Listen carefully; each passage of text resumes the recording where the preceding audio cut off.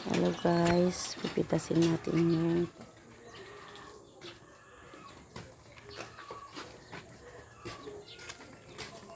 ay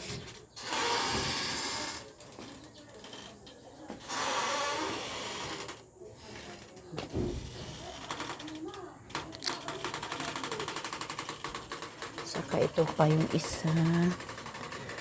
Lalagyan natin na iluluto natin, lagyan natin ng itlog. Itlog. Nasaan pa yung isa? Magtingin tayo dito ay. Hanap. Ayun yung isa. Lagyan natin ng maliit pa siya pero kukunin kasi baka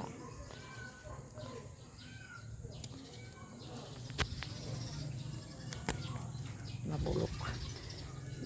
Walang saan pa yung isa dito eh. Hanapin natin yung isa. Sana pa yung isa?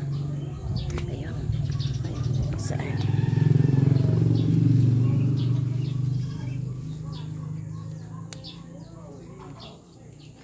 Ayan, lagyan natin ng itlog.